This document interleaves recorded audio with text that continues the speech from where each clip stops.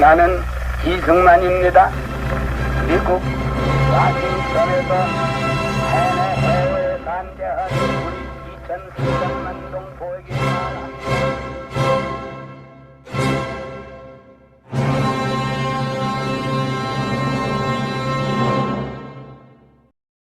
여러분 안녕하십니까?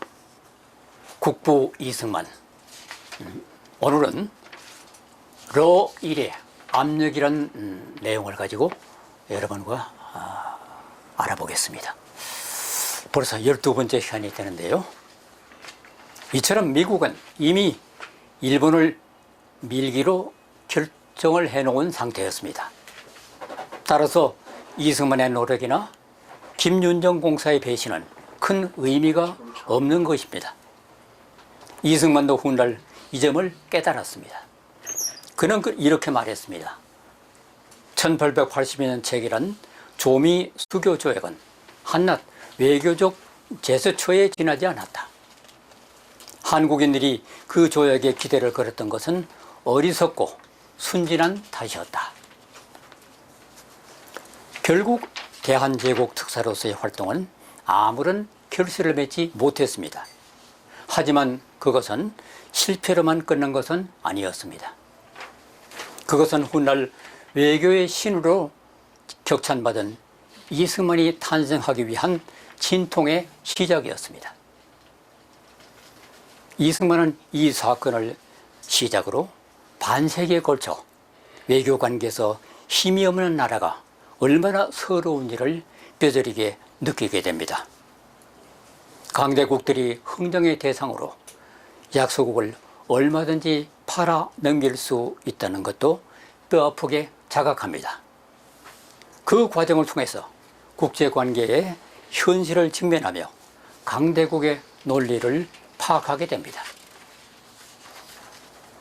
그런 과정과 시련이 쌓이고 모여서 이승만이라는 걸출한 외교가가 역사의 무대에 등장한 것입니다. 시간이 흐르면서 점점 더 많은 비밀이 폭로됐습니다. 2009년에 제임스 브래들리가 쓴 임페리얼 크로스의 한국어 번역판에는 이런 부제가 붙었습니다. 대한제국 침탈 외교 100일의 기록. 이 제목이 보여주는 대로 제국주의를 싣고 갔던 유람선은 1905년 탭트가 탔던 바로 그 유람선입니다. 하와이의 사탕수수밭에서 고생하던 우리 선조들이 피땀 흘려서 모은 한 푼 두 푼을 내놓아 성대한 환영대회를 열었던 그 유람선이며 조국의 멸망을 막으려는 애타는 염원을 전달했던 유람선입니다. 제국주의 순방단의 비밀 임무는 미국의 필리핀 강점, 일본의 조선 강점을 서로 인정하는 미략을 타결짓는 것이었습니다. 루즈벨트는 딸 앨리스를 동성시켜서 비밀 업무를 은폐하고 언론과 대중의 관심을 호도하는 바람잡이 역할을 맡겼습니다. 한국어판에 붙은 제목처럼 그것은 대한제국 침탈 외교였습니다. 그러니까 당시 최강국까지는 아직 안 갔습니다만 미국이란 강국의 대통령의 딸, 그것도 그 테드 루즈벨트, 세오도 루즈벨트죠. 아주 귀여워했던 그 딸은 미국의 공주나 다름이 없습니다. 조선에서 사람들이 보기에는 아주 공주마마다. 당연히 그렇죠. 그 앨리스가 조선에 왔을 때는 이미 도쿄에서 태프트와 가스라 일본 총리가 밀약을 맺은 지 한 달도 넘었죠. 도쿄에서 태프트는 필리핀으로 가고 나머지 아시아 순방단은 중국으로 향하죠. 그 테프트 가스라 밀약이 단순히 일본은 조선, 미국은 필리핀 나눠 먹자 이런 단순한 물물거래만은 아니죠. 거기에도 국제 정세의 미묘한 카드가 숨어 있습니다. 러일 전쟁이 1904년 2월 8일 일본이 인천항에 정박해 있는 러시아 함대와 여순항에 정박해 있는 러시아 함대를 동시에 기습 공격하면서 시작됐는데, 미국은 당연히 일본이 러일 전쟁을 준비하는 단계에서부터 일본을 적극 지원하마, 우리는 일본 편이다, 루즈벨트가 장담을 하죠. 그런데 러일 전쟁과 더불어 그야말로 파죽지세로 일본이 승리를 거두면서 벌이는 그 행태, 러일 전쟁은 일종의 백인 강국 대 옐로우 황인 강국의 대결입니다. 황인종과 백인종의 전쟁이에요. 이게 일본 쪽에서는 확실한 이런 인식을 가지고 백인을 우리가 정복한다, 아시아의 대국, 우리가 수천 년 섬기던 중국을 우리가 꺾었다, 격파했으니까 다음에는 백인, 황인종을 멸시하는 백인을 정복하자. 이게 러일 전쟁의 전쟁 아이디어입니다. 그래서 일본은 러일 전쟁에서 이기면서 그 백인들에 대한 차별 행위를 아주 가혹하게 벌여요. 한국에 와 있는 백인들, 중국에 와 있는 백인들, 만주에 있는 백인들,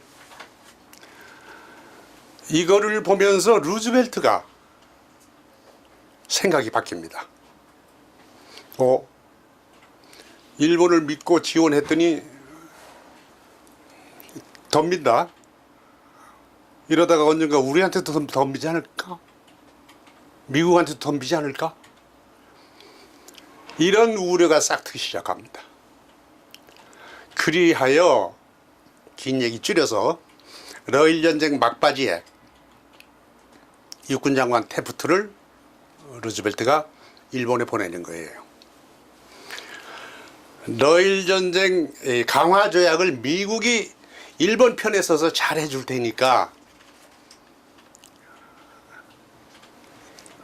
우리 말 잘 들어라. 그러면서 타진하는 게 필리핀 제도는 그 1898년 러일 전쟁 나기 한 6년 전, 7년 전이죠. 그때 미국과 스페인 전쟁에서 미국이 이김으로써 탈취한 섬이거든요. 필리핀만 탈취한 게 아니라 태평양 몇 개 섬, 괌도 그때 미국이 먹었어요. 그리고 하와이 제도도 1898년 그 해에 해병대가 상륙해서 점령해 버렸어요. 그러니까 1898년이라는 해는 미국에 있어서 몬로주의로, 고립주의로 오랜 기간 국가정책을 고립주의로 유럽의 노타치, 유럽도 미국에 손대지 말라, 이런 식으로 몬로주의를 지켜왔었는데, 루즈벨트에 와서 영토 야욕이 폭발한 거예요. 그때 스페인 전쟁 때, 미국 스페인 전쟁 때 시어도 루즈벨트는 해군 장관입니다. 해군 제독이야.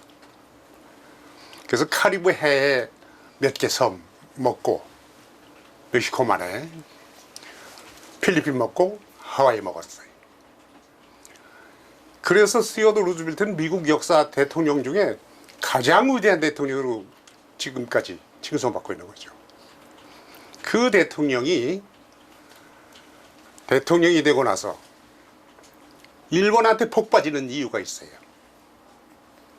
일본은 청일전쟁에서 이겼는데 러시아의 압력으로 그 영토 반환, 삼국 간섭이죠. 러시아, 독일, 프랑스 삼국이 압력을 가해서 일본이 청일전쟁에서 먹은 청나라 영토 토해내라. 그래서 요동반도 뭐 이 청도에 있는 산동반도 청도 이거 토해내잖아요. 그거 복수하겠다고 그때부터 별리는 거죠. 별러서 국제관계 동맹까지 영일동맹도 맺고 러시아에 가장 민감하게 반응하는 영국과 동맹을 맺고 러일전쟁을 일으킨 거네요. 일으키는데 그 러일전쟁을 일으키기 전에 일본이 한 일이 있어요. 홍보. 국가 홍보. 그냥 홍보가 아니라 일본은 서구 열강과 대등한 나라다. 이걸 홍보하는 거예요.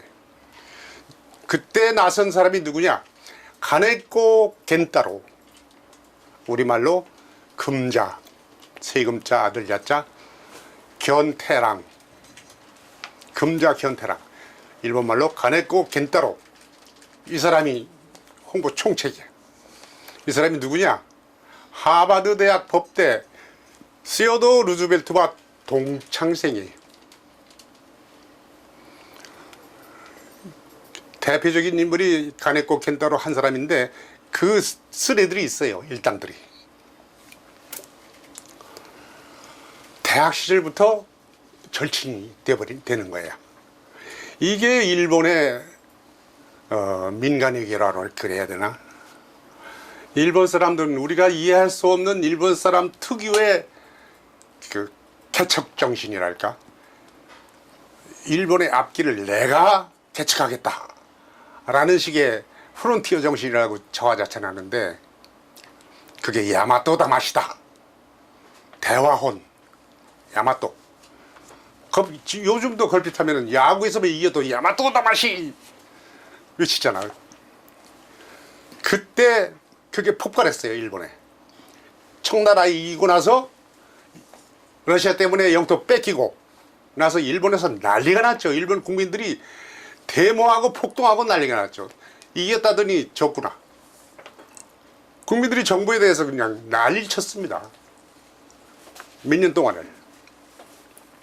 그 사이에 정부는 와신상담, 그야말로 영국의 동맹을 맺어가지고 해군 군함을 몇 척을 영국에 발주해서 제조하고 무장 세금도 막 걷고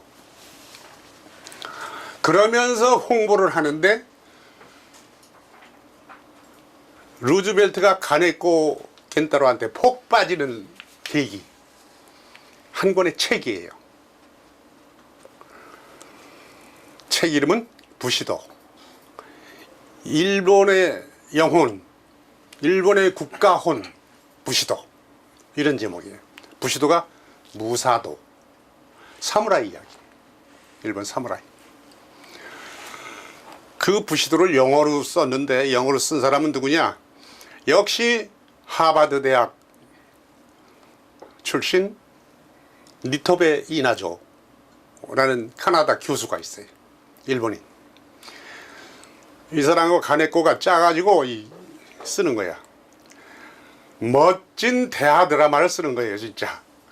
일본의 사무라이는 유럽의 나이트 기사들, 당신들 흑기사 있잖아.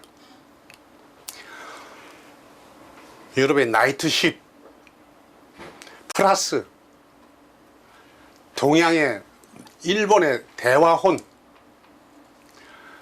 이 플러스 돼 있다. 동양의 영혼, 일본의 대화 정신. 그게 뭐냐? 그걸 보면은 알고 보면은 퇴계 이황 선생의 주자학이 퇴계학을 도쿠가와 이에야스가 도입해가지고 도쿠가와 막부의 통치 이념으로 삼아요. 퇴계 주작을 도입해다가. 그래서 그 부시도 그 책을 한국어로 번역해 보면은 서구의 나이트십 기사도 쫙 나열하고 동양의 일본의 사무라이 정신 쫙 나열하는데 그게 퇴계학이에요. 우리가 요즘도 쉽게 접할 수 있는 게 뭐냐면 일본 사람들은 그 존경한다고 할 때 경자, 또 성심성의 그러니까 정성성자, 이 두 글자를 지금도 학생이나 군인들이 하지마키 그 글자를 크게 써서 머리에 이렇게 둘러매요. 경자나 성자를. 그리고 우통 벗고 앉아서 고시 공부도 하고, 재수생이 도쿄 대학 들어가려고 입시 공부도 하고, 벽에다 써붙여. 참을인자를 여러 개 써붙이고, 맞고도 정성성자를 써붙이고, 존경할 때 경자 써붙이고. 그게 퇴계학의 키워드들입니다. 서원에 가보면, 소수서원인가 어디 가보면 개울에 존경 경자를 크게 돌로 이렇게 석각 새겨놓은 글자가 있어요. 그 원조야, 그 얘기야. 존경 경자의 원조. 마쿠도, 일본 애들 걸핏하면 마쿠도니 아리가토 고자이마스 그러잖아요. 진심으로 성심성의껏 다 하겠다. 그게 이제 부시도인데, 그 책을 루즈벨트가, 가네코가 그 책을 갖다 주고 쫙 일본 강의를 하는 겁니다. 그래서 백악관이 가네코의 일본 선전장이야. 가네코가 루즈벨트하고 1년 내내 같이 살아. 백악관에서. 루즈벨트가 홀딱 반해가지고 아시아의 문명국은 일본밖에 없다.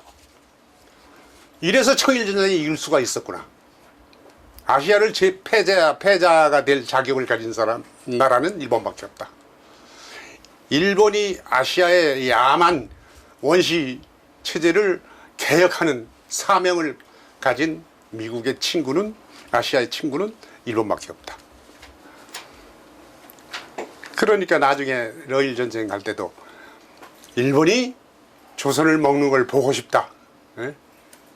조선이란 나라는 외침이 있을 때 원펀치, 주먹 한 방 날릴 줄 모르는 그런 나라 아니냐. 나라가 아니다. 네, 같은 해, 즉 1905년 7월 14일 하와이에서 우리 교민들의 눈물 흘린 간청을 듣고 대통령에게 보내는 소개장을 써주면서 동정심을 보였던 태프트는 다음날 호노루루를 떠나서 7월 25일 요코하마에 도착합니다. 그리고 이틀 뒤인 7월 27일 가스라 태프트 밀약을 맺습니다. 그가 조선인들에게 보여준 태도는 철저한 위선이었고 기만이었습니다. 순방단은 하와이에서 두 팀으로 나뉘었습니다. 태프트는 미국으로 돌아가고 루즈벨트의 딸 앨리스는 9월 19일 한양에 도착했습니다. 아무것도 모르는 하와이 교민들이 열렬하게 태프트를 환영한 것처럼 고종 황제도 앨리스를 국빈으로 대접했습니다. 황성신문은 자신의 나라를 일본에게 넘겨주는 외교 정책을 펴고 있는 미국 대통령의 딸이 지나가는 길을 보수하고 앨리스가 방문하는 곳에 한미 두 나라 국기를 개양해 환영과 경의를 표하도록 지시한 정부 지침을 보도했습니다. 21살의 현대판 공주 앨리스는 약소국의 환대에 안하 무인으로 행동했습니다. 그녀는 고종 황제를 만나기도 했습니다. 프랑스의 푸푸티 파리지앵은 1905년 10월 8일자에 가마를 타고 대한제국 군대의 경호를 받으며 궁전으로 들어가는 엘리자베의 모습을 보도했습니다. 그리고 한국이 미국 국적인 말괄량이 아가씨를 상대로 한미 공수동맹을 맺으려 했다는 기사를 실었습니다. 우리가 우리 스스로를 지킬 줄 몰랐던 우물한 개구리였던 당시의 눈으로 미국을 비난한다든지 오늘의 눈으로 미국을 규탄한다든지 이것 또한 당시 고종이나 이용익의 인식과 똑같습니다. 지금 보십시오. 트럼프, 아메리카 포스트 스스로 지키지 못하는 나라는 버림받습니다. 루즈벨트 대통령은 당시 밸런스 오브 파워 글자 그대로 힘의 지배, 패권주의자였어요. 그것을 뒤늦게 발견한 이승만은 어떻게 했습니까? 이승만이 독립정신에도 썼죠. 청일전기에도 썼어요. 국제법을 모르는 국제정세를 몰랐기 때문에 나라가 망했다. 그래서 이승만이 한 일이 뭡니까? 목숨을 걸고 한미동맹을 체결한 겁니다. 그게 청일전쟁, 러일전쟁 을사보호조약 테프트 카스라 조약 맺고 다음 달 7월 27일 조약을 맺은 미략이 있었는데 미략은 28일이지. 그 일주일 뒤 8월 초에서야 이승만을 만나줬어요. 루즈벨트가. 만나달라고 요청한 지 6개월도 넘어서. 그리고 한 달 뒤 9월 5일 날 뉴햄프셔의 포스머스 조약을 체결하죠. 러시아, 일본, 러일전쟁 강화조약입니다. 그 조약에서 러시아는 조선의 독립을 확인한다. 딱 나옵니다. 그 말은 조선의 독립은 이제 일본 거다 이 말입니다.